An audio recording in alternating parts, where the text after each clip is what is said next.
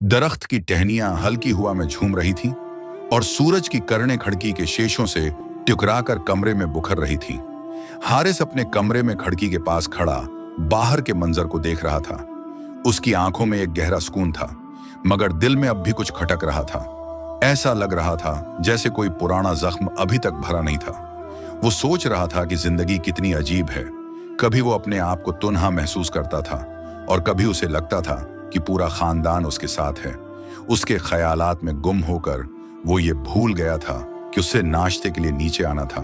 Zara की आवाज ने उसे चौंका दिया। हारिस, तुम्हें नाश्ते के लिए बुलाया जा रहा है। हारिस ने पीछे मुड़कर देखा तो जारा दरवाजे पर खड़ी मुस्कुरा रही थी। उसके चेहरे पर वही ममता भरी मुस्कुराहट थी जो हारिस को हर परेशानी में सहारा देती थी। वो दोनों नीचे आए तो सारा खानदान मेज के गर्द बैठा था। उमर अपने फोन पर किसी से बात कर रहा था। मां नाजनीन बेगम ने हारिस के लिए उसका पसंदीदा नाश्ता तैयार किया था। अहमद और मरियम आपस में किसी बात पर झगड़ रहे थे। ये मंजर देखकर हारिस के दिल में एक अजीब सी वार्मथ सी महसूस हुई।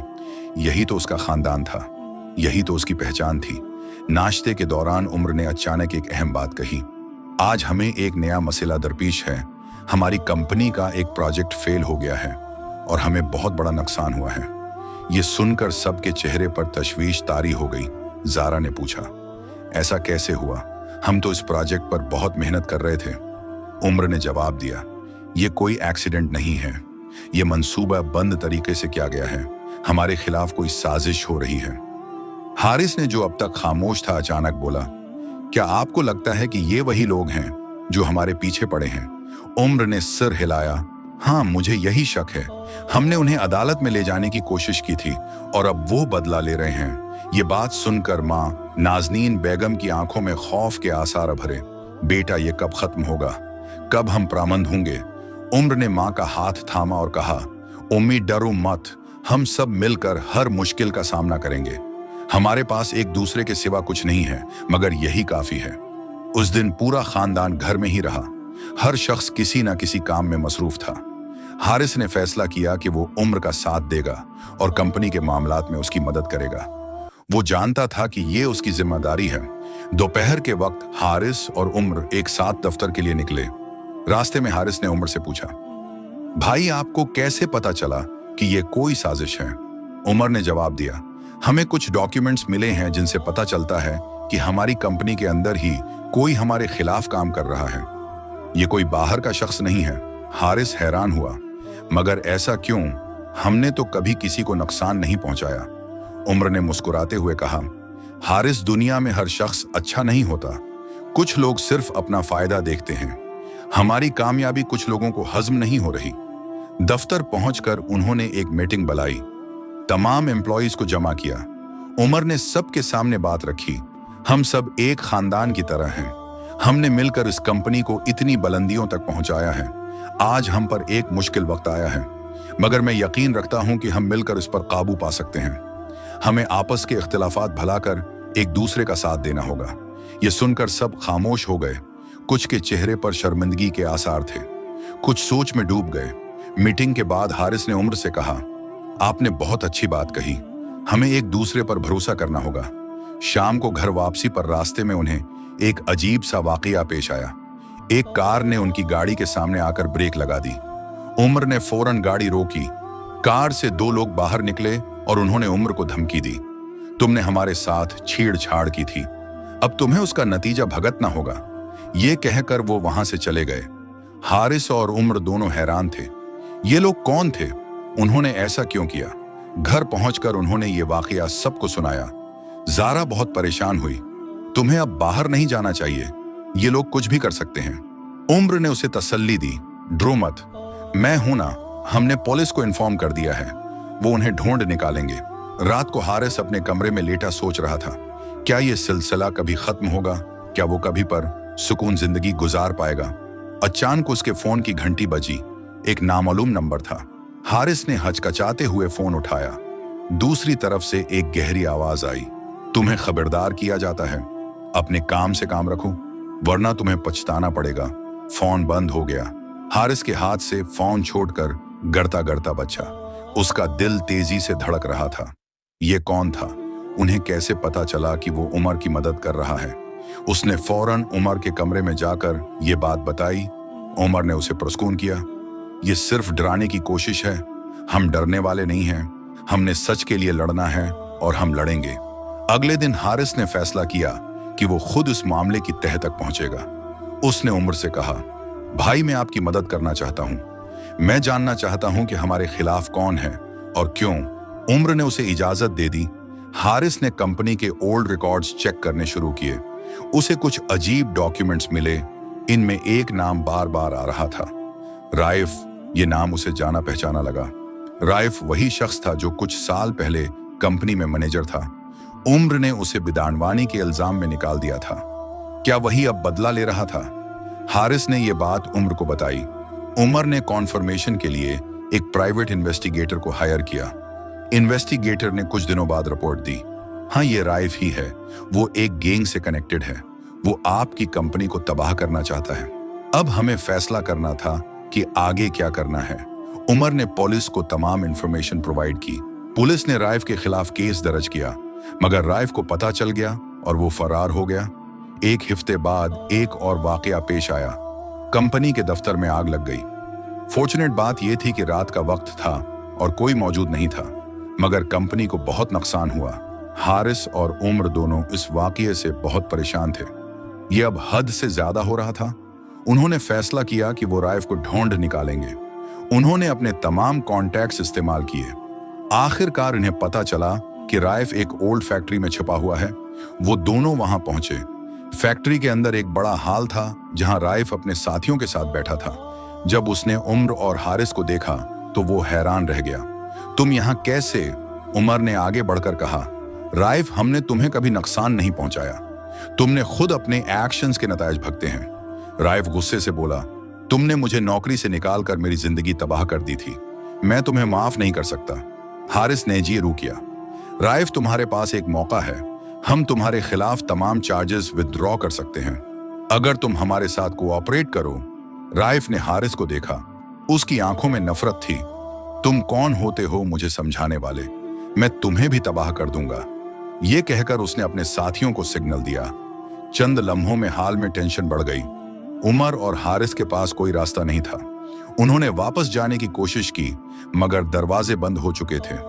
राइफ कहकहा लगाकर बोला, आज तुम दोनों यहां से जिंदा नहीं जाओगे। तुमने मेरी जिंदगी तबाह की थी, अब मैं तुम्हारी जिंदगी तबाह करूंगा। अचानक हारिस ने देखा कि हाल के पीछे एक इमरजेंसी एग्जिट है। उसने उमर को इशारा किया। दोनों ने मौके देखा और एग्जिट की तरफ भागे।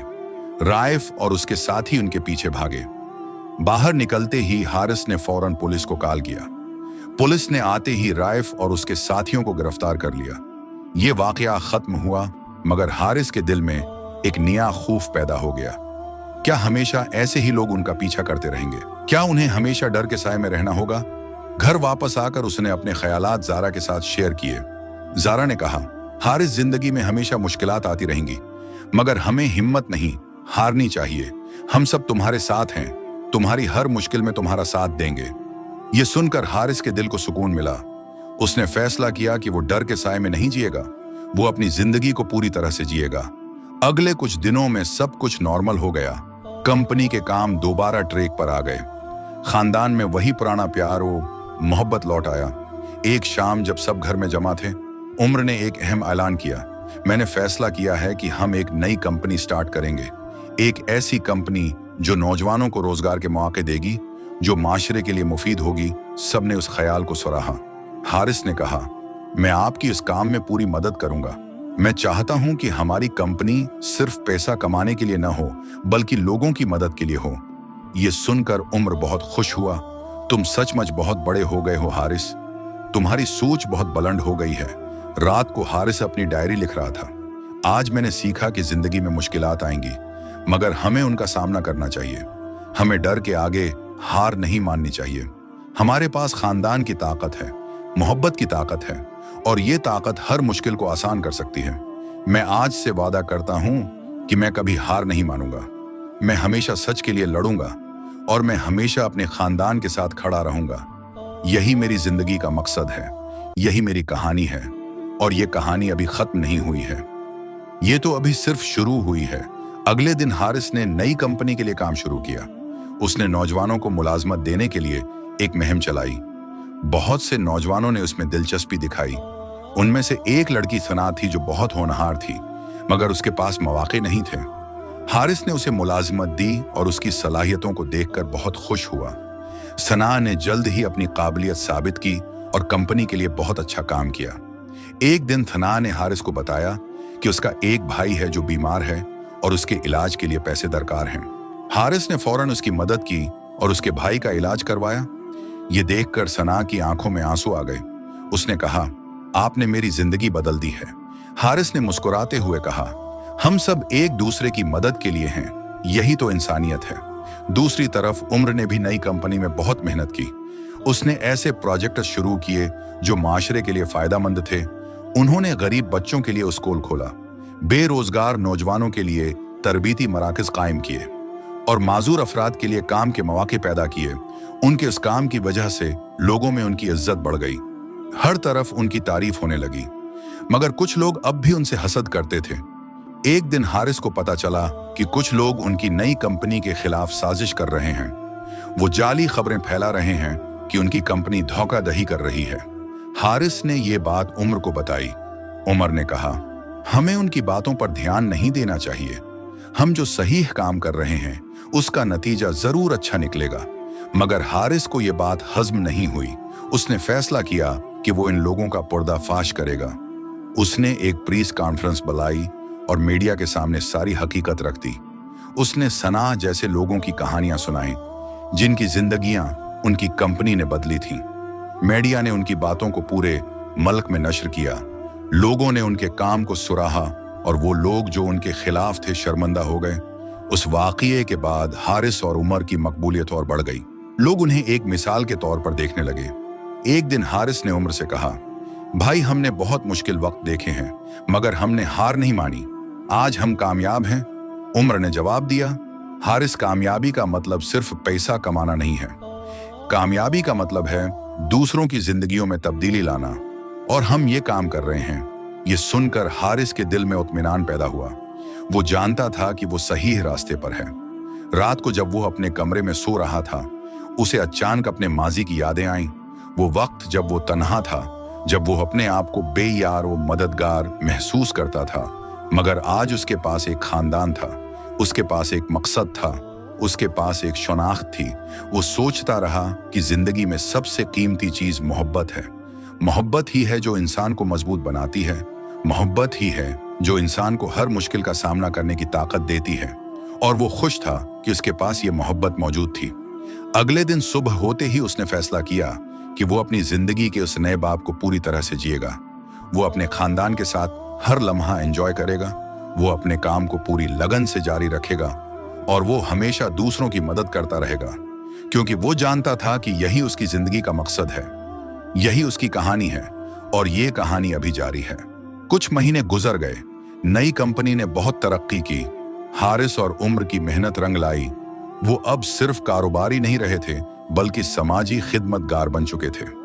एक दिन हारिस ने उम्र को एक नया आइडिया दिया, भाई क्यों ना हम ऐसे लोगों के लिए एक फाउंडेशन बनाएं जो माशरे के लिए काम करना चाहते हैं मगर उनके पास वसाइल नहीं हैं। उम्र ने उस ख्याल को पसंद किया और दोनों ने मिलकर एक फाउंडेशन कायम की। उस फाउंडेशन के तहत उन्होंने बहुत से नौजवानों को स्कॉलरशिप्स दें, गरीब खानदानों की मदद की और माशरे के लिए मुफीद काम किए। उनके उस काम ने उन्हें अवाम में और भी मकबूल बना दिया। लोग उन्हें एक रोल मॉडल के तौर पर देखने लगे। एक दिन एक बड़े अखबार ने उनका इंटरव्यू लिया। इंटरव्यू के दौरान रिपोर्टर ने हारिस से पूछा, आपने इतनी मुश्किलात के बावजूद कैसे कामयाबी हासिल की? हारिस ने जवाब दिया, कामयाबी का राज मेहनत और ईमानदारी में है, मगर सबसे बड़ा राज ये है कि आपके पास एक सपोर्टिव खानदान हो। मेरे पास मेरा भाई उम्र है, मेरी बहन जारा है, मेरी माँ है और मेरे छोटे बहन भाई हैं। ये सब मिलकर मेरी ताकत हैं। ये सुनकर रिपोर्टर ने उम्र से पूछा, आपको अपने भाई पर फख्र है? उम्र ने मुस्कुराते हुए कहा, हारिस सिर्फ मेरा भाई नहीं है, वो मेरी इंस्पिरेशन है। उसने मुश्किलात का सामना करना सिखाया है। उसने मुझे सिखाया है कि ह्यूमनियत सबसे बड़ी दौलत है। ये इंटरव्यू अखबार में शाये हुआ तो पूरे मुल्क में उसकी गूंज हुई। बहुत से लोगों ने उनसे मुतासिर होकर उनके फाउंडेशन से राब्ता किया और मदद की पेशकश की। इस तरह उनका काम और बढ़ता गया। एक दिन हारिस और उम्र को एक बड़े अवार्ड के लिए नॉमिनेटेड किया गया। अवार्ड सेरेमनी में जब उनका नाम अनाउंस हुआ तो पूरा हाल तालियों से गूंज उठा। अवार्ड लेते हुए हारिस ने कहा, यह अवार्ड हमारे पूरे खानदान के नाम है, हमारे तमाम एम्प्लॉयज के नाम है और इन तमाम लोगों के नाम है जिन्होंने हमारा साथ दिया। यह अवार्ड सिर्फ हमारे लिए नहीं है बल्कि हर इस शख्स के लिए है जो मुश्किलात के बावजूद हिम्मत नहीं हारता, जो हार मानने के बजाय लड़ता है, जो मेहनत और ईमानदारी पर यकीन रखता है। ये बोलते हुए हारिस की आवाज भराई हुई थी। उसकी आंखों में आंसू थे, मगर ये खुशी के आंसू थे। अवार्ड सेरेमनी के बाद जब वो घर वापस आए तो सारा खानदान उनका इंतजार कर रहा था।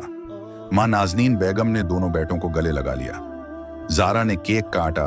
अहमद और मरियम ने खुशी से नाचना शुरू कर दिया। ये मंजर देखकर हारिस के दिल में एक अजीब सी सेटिस्फैक्शन सी महसूस हुई।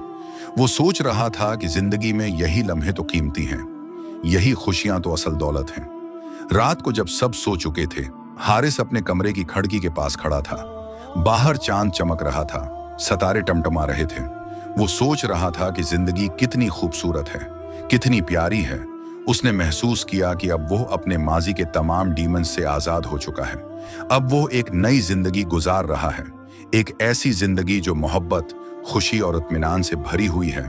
और वो जानता था कि यह सब उसके खानदान की वजह से मुमकिन हुआ है। अगले दिन सुबह होते ही उसने फैसला किया कि वो अपनी बाकी जिंदगी भी इसी तरह गुजारेगा। वो हमेशा दूसरों की मदद करेगा, वो हमेशा अपने खानदान के साथ रहेगा और वो हमेशा सच्चे दिल से काम करेगा, क्योंकि वो जानता था कि यही उसकी डेस्टिनी है, यही उसकी कहानी है और ये कहानी हमेशा जारी रहेगी।